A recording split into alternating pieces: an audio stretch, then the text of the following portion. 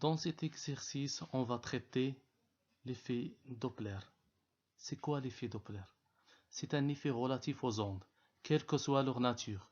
Il s'agit du fait que la fréquence observée n'est pas la même que la fréquence émise dès que l'observateur et la source de l'onde sont en mouvement l'un par rapport à l'autre.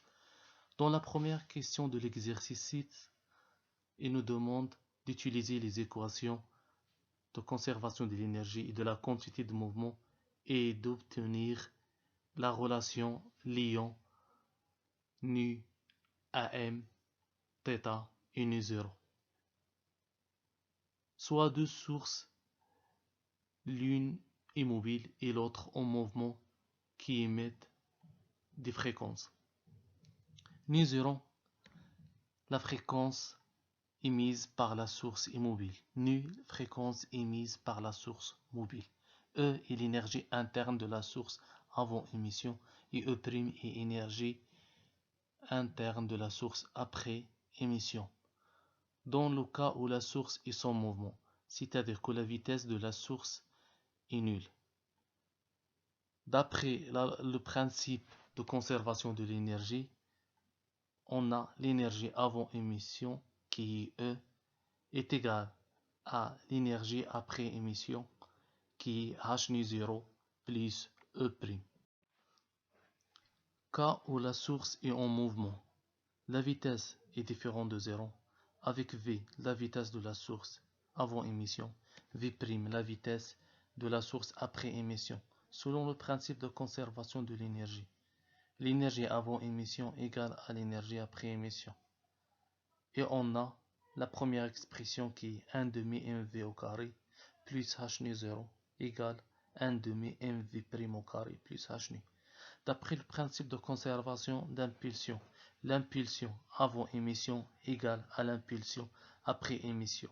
Et en projetant suivant les axes x et y, on trouve mv égale mv' cos alpha plus p' cos θ et 0 égale mv' sin alpha moins p' sin θ, où alpha est l'angle entre les vitesses v et v', θ est l'angle entre la vitesse et v et l'impulsion p'.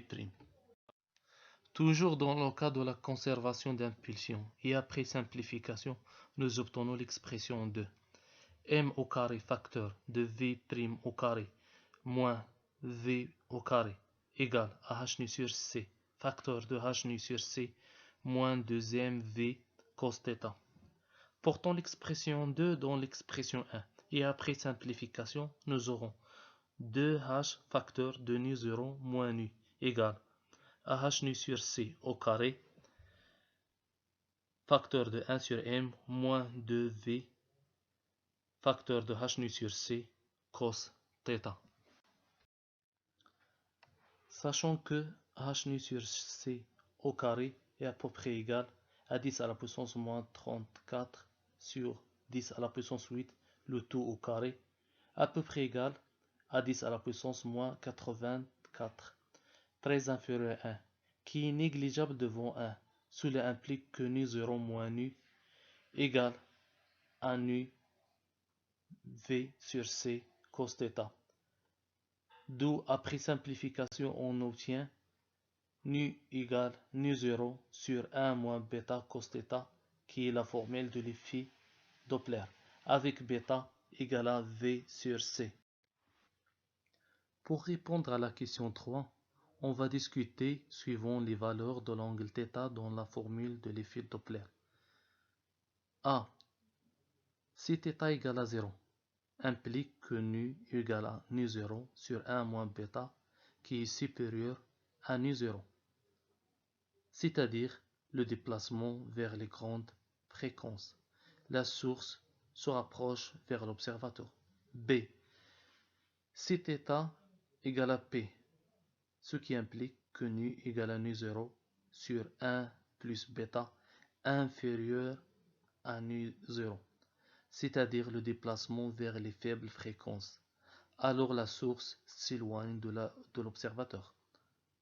C. Si θ égale à P sur 2, ce qui implique que nu égale à nu 0. La source défile devant l'observateur. Application. L'effet Doppler a de nombreuses applications, en particulier la mesure de la vitesse du son avec des ultrasons, en comparant la fréquence de l'onde émise et la fréquence de l'onde réfléchie par du globule rouge. On en déduit la vitesse du son. Cela fait intervenir un double effet Doppler. Même principe pour n'importe quel radar d'ailleurs. Mesure de la vitesse d'une voiture par les gendarmes, d'un avion par un radar de poursuite, des billes métalliques introduits dans une tornade pour mesurer sa vitesse de rotation.